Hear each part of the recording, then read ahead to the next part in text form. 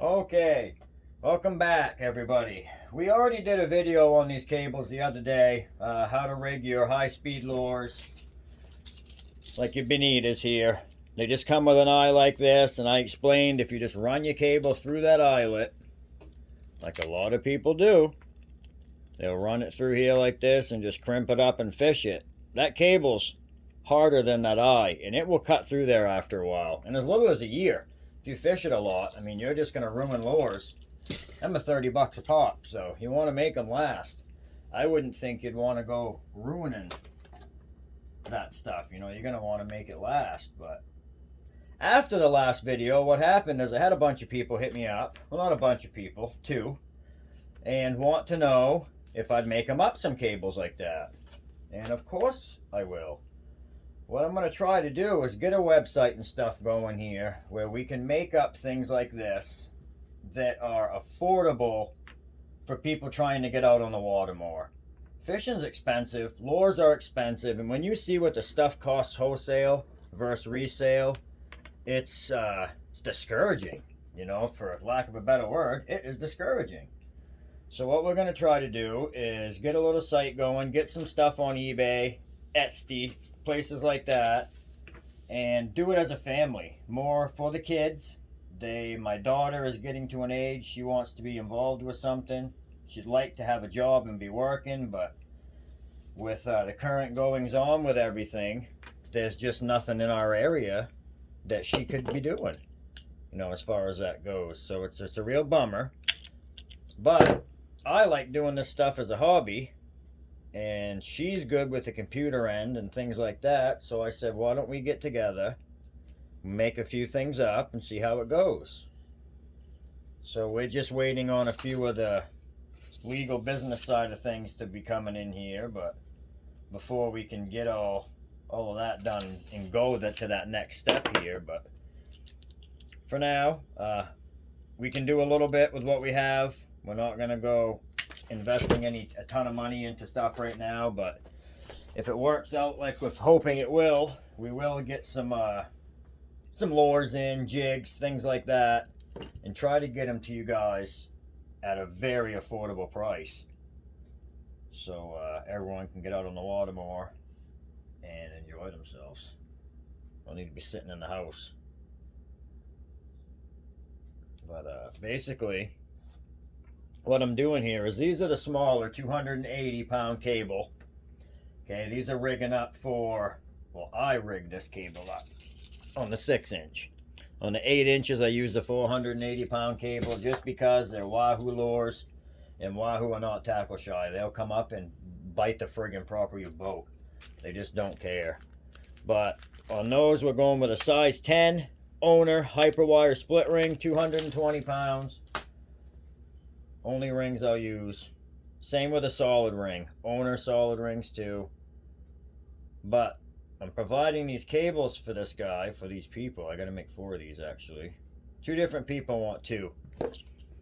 So we'll provide it right with the split ring on it. And I'll show you how easy it will be for them when they get these. Right out on their boat, wherever. Just to slap it on the lure and get fishing. Little trick with your shrink tubing that you're going to use on these if you're making them at home.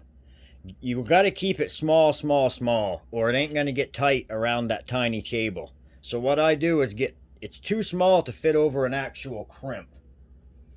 Okay, it just won't work. Ain't going to happen. So what I do is take a pair of hemostats, go up in one side, and stretch it out and just hold it there for a second. Don't go all the way because this end is going to be down on the cable. Okay? Put it on stretched end first for this side. Right up over that crimp, nice like that. And you just want to go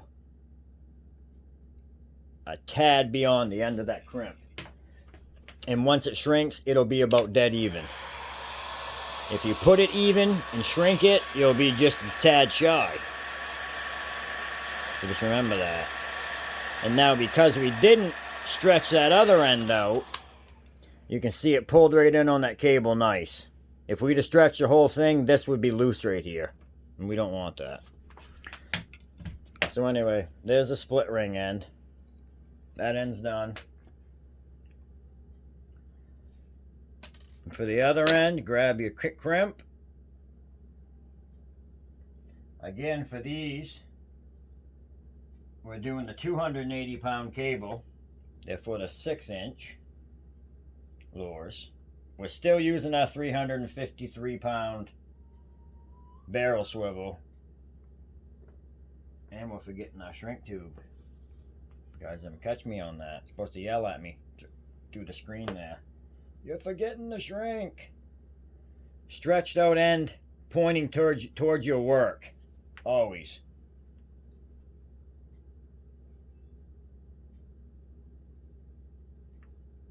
Then your crimp. Then your barrel.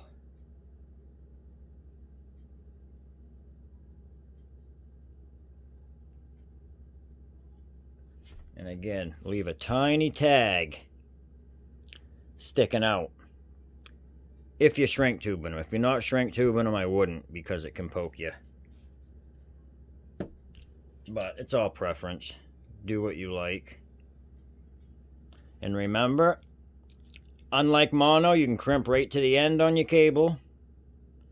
It doesn't need to flare out. The cable's good and strong. Really reef down on it. I go up to the even one smaller size that I'm supposed to have, right in the middle, and give it a good old squeeze. Slide our shrink tubing up.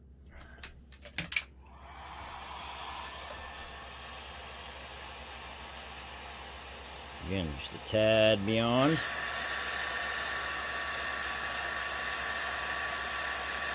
And because we didn't stretch out all the way down, that pulls nice and tight to that cable.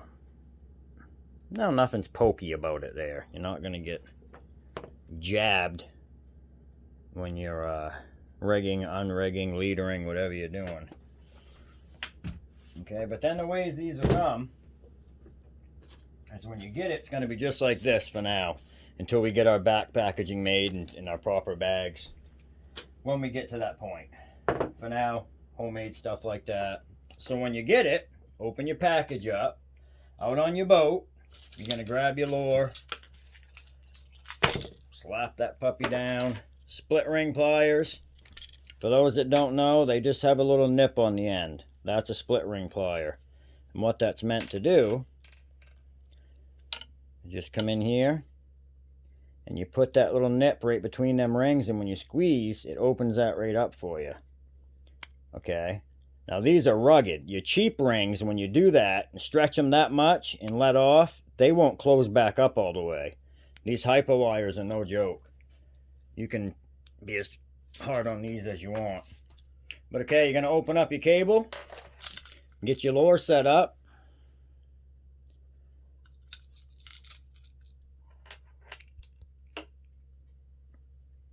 It's a matter of grabbing it with your split ring pliers, coming in here.